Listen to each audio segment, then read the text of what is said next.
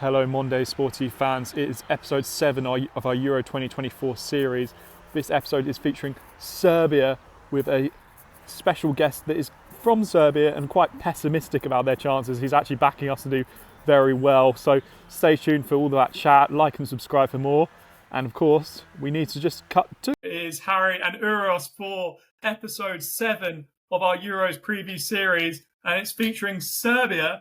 Serbia, who have not been at this tournament since 2000, I think it was 24 years ago.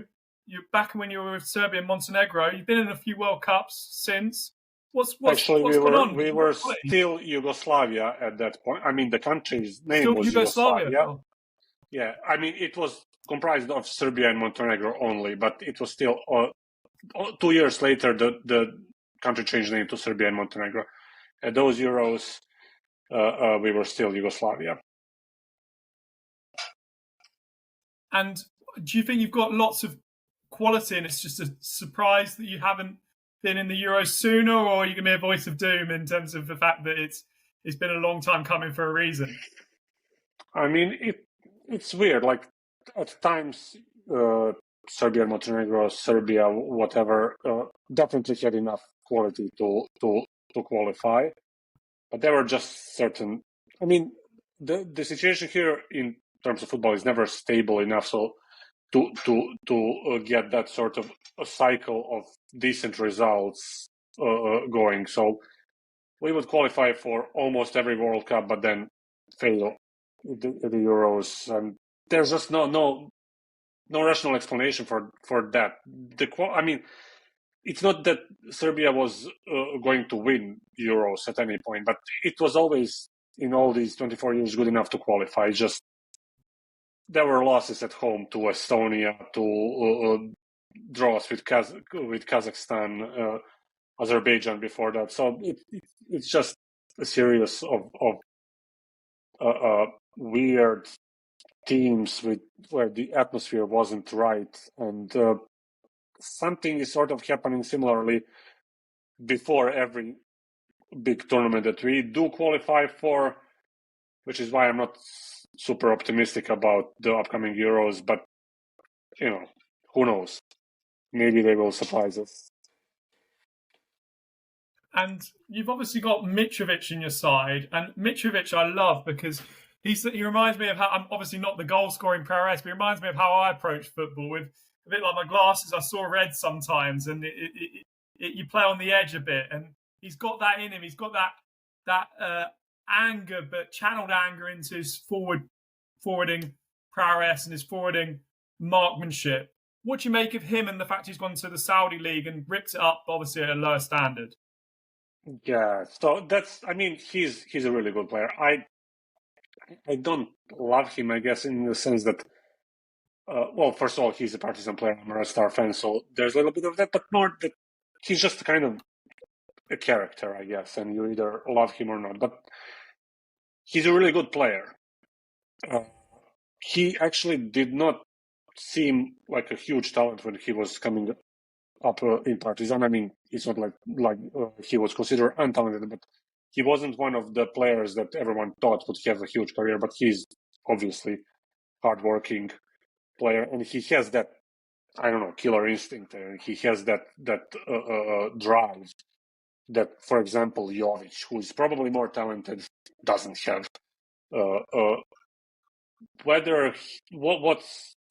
How is he's going to Saudi Arabia, both him and Sergei, going to affect their form?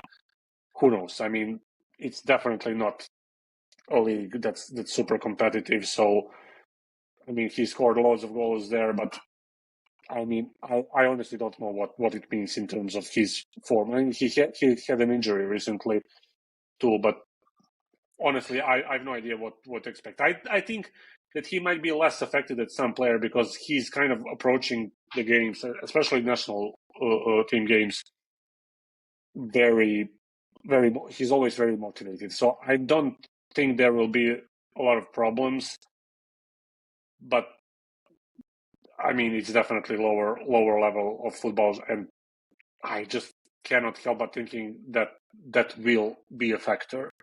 both for him and the Sergei Milinkovic-Savic, who are both supposed to be basically the backbone of this team.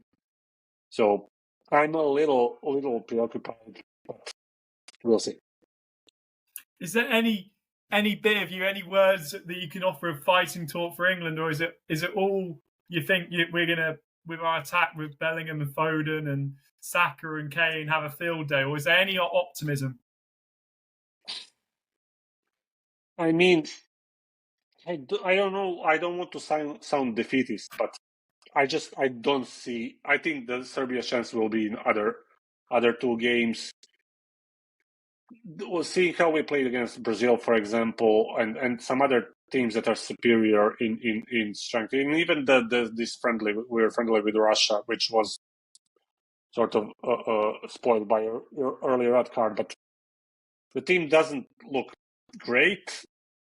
I mean, you would expect in the Euros, in the big tournament, they would up their game a little bit. But I just think that England is just much weaker, much more talented. But just I feel for how it will look. If I'm honest, I'm more on the side that it might get ugly. Than I mean, I obviously I'm hopeful, but I don't see really what a weapon Serbia has. I guess depending from what I've seen England play, that defense might be a little vulnerable. So maybe with Vlahovic and Mitrovic, there might be some chance, especially on counterattack. But I honestly, again, don't want to sound defeatist. I know that you probably would go for some like banter or something, but it's just that England is, in my view, the best, along with France, or maybe a little behind France, the best team in Europe right now. Serbia is not there, and the atmosphere around the team, not so much in the team, but around the team in the public, isn't great as is usual for whenever we are in the big tournament. So I'm hoping for a draw, but realistically, I feel England will probably come up on top and maybe 1-0, 2-0, something like that. You mentioned those strikers. You mentioned Mitrovic and Vlahovic on the counter attack.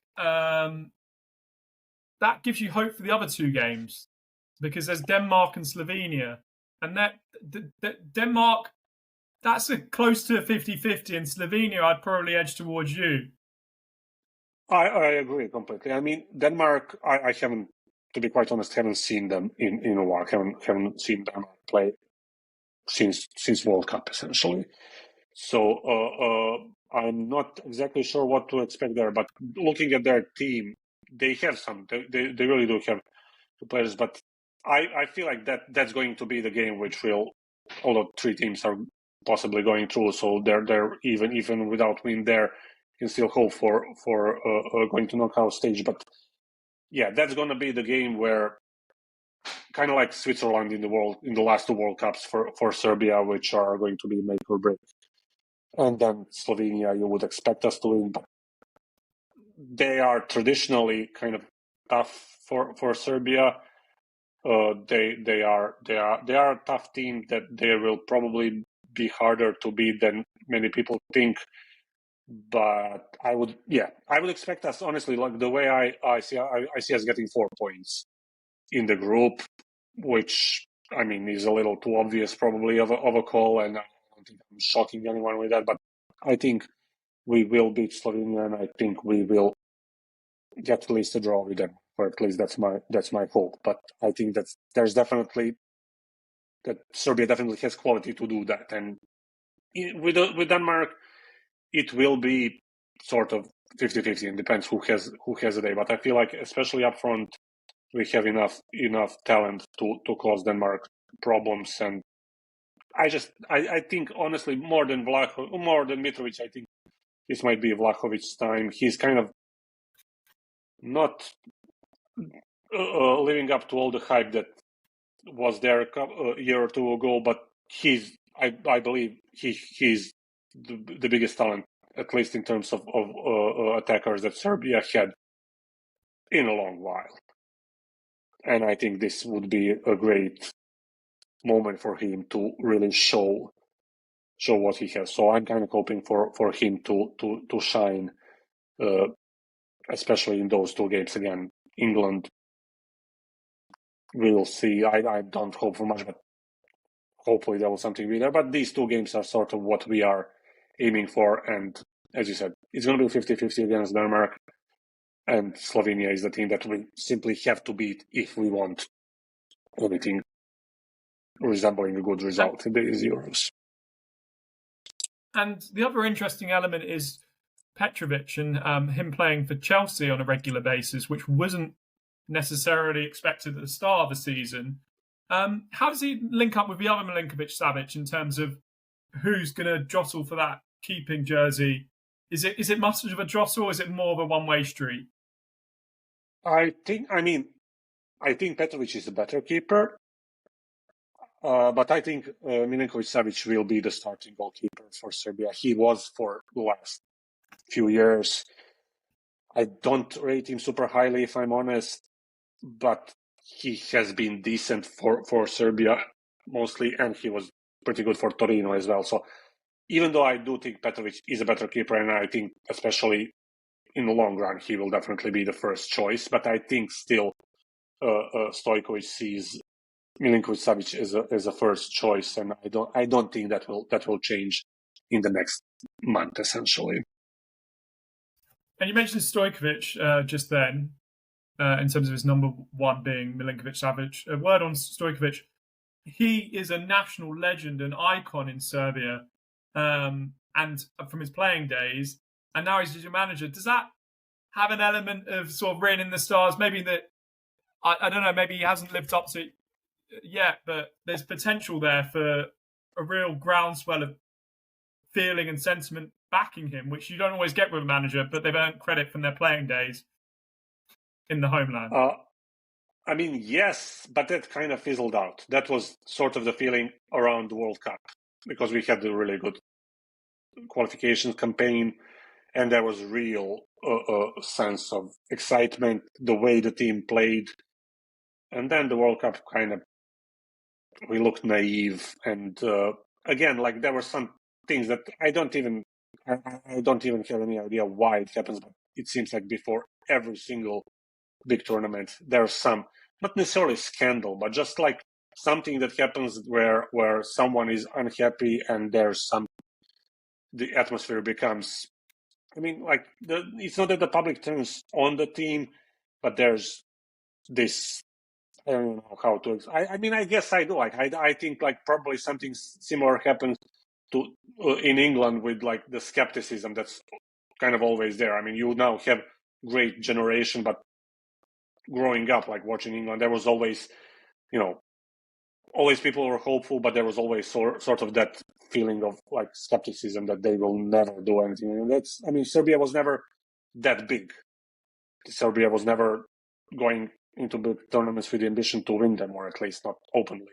I mean, but there was always something, and there were always back in. I'm talking back from the 70s. There were scandals before the big tournaments, and now before these last two, maybe not so much scandals, but there's just no euphoria. It's some people don't like Stojkovic because he was a Red Star player, so there's a part of the public that don't like him for that. But then even among the Red Star fans, some don't like him because he was the president of Red Star some 20 years ago, and some feel he didn't do good job. And the ultras of Red Star especially don't like him, and that's the whole another story for different podcast. We'd love to have him on another podcast. By all means, come back. But yeah, so he's a huge name, and he's essentially the number one person in Serbian Football Association. I mean, he's not the president of the association, but he's essentially the biggest name here. He has that aura of great player, legend of both Serbian national team and club football, or Yugoslavian national team at that point. And he's sort of that kind of personality that he's, don't know if bigger than life is a really good expression for that, but he's definitely someone that he's huge here. I mean, I don't know who to compare it with, but he's a huge, one of the biggest names ever. So there is that, but there's also a feeling of sort of that magic moment, that honeymoon has passed, and now there isn't so much that great feeling. I mean, that mostly has to do with the fact that Serbia didn't play well last cycle since the World Cup, including World Cup. So, that there isn't that much enthusiasm towards him or towards the team in general. But I personally think that he definitely has potential as a coach. He may be at times a little naive in how attacking his teams are, and I think that cost Serbia at times in the World Cup as well. But I definitely don't think that he has that there is potential. I don't know if he's going to realize that potential with Serbia national team or perhaps at the club level. But I do think that even as I said, there isn't a huge amount of enthusiasm. I do think that he's sort of an added quality to this team. I definitely do think, at the very least, I think he's a good at motivating players. So, I'm hoping that he will be able to get them to find the form, to find the way of play, and find that sort of joy of almost playing that the team had in the qualifications for the previous World Cup. Thank you very much for your insight. That's really, really good to hear, and very interesting in terms of it being a bit sour in terms of how the mood is, because it's a realization that it's probably not going to be the best of tournaments, but slight optimism that you could get through the group at least, which would be an improvement on recent performances. So there is a bit of hope. But what I will lastly say is England, there is a scepticism, but if you listen to that Three Lions song and you hear how we've appropriated it in recent years, it's almost like a theme song at the same time, even though it's like 30 years of her and it's many more now. It does wrap back round into that optimistic, it's coming home. So there's always an edge to the skepticism where it's like, yeah, we know what we feel and we know what we feel and we know, but then it just hits and then it's suddenly all. Well, I mean, I feel like this was sort of the similar thing in some previous tournaments, but then when the tournament comes, you just kind of like just the feeling of it being. I mean, I think that's a special case with the World Cup, but the Euros too. When the tournament comes, you just suddenly have this whole new enthusiasm, and you just think that you will win, even though you'll probably get trashed in the first game by, in this case, England. But yeah, like I think, I mean, going back to a little more serious, like I think that this team does have quality. It doesn't have the quality of I think it's probably towards the bottom of like the second level of European teams, if that makes sense. Somewhere behind, definitely behind England, France. I mean, I would actually say third, because I think England and France are together on the level above others, and then there are several teams, and Serbia is maybe in that third line, so to speak. And so there is, it's not a bad team. There are some good players. There are some chronically bad positions. We didn't have a good fullbacks. I don't know how long. Hopefully this kid that's joining Aston Villa soon, Nedeljkovic, will be a really good right back. He's still too young, and he had an injury, and I'm hoping he's going to travel to the Euros, but he literally played the first game after the injury last night, so we'll see. But yeah, like there are positions in the team that are chronically, not just in this cycle, for 15 years essentially we didn't have a fullback, which is why also partly Stojkovic likes to play three in the defense. And I mean, there are definitely some good parts to the good sides of the team, but there are downsides, and there's also the fact that two of the best players, you don't know how they will come to this tournament, because they play in the league that's probably at the level of League One or something like that at best. So yeah, it's hard to be optimistic. I'm sure that will change by the time that the tournament starts, and I'm sure 15 minutes before the England game, I will be convinced that we are going to win. But with a cool head, I'm hoping to go through to the next round, and then whatever happens from there will happen. Well, thank you very much. It's very informative listening to you speak with the Serbian team and about the players and the positions and the setup and the weak points and the strong points.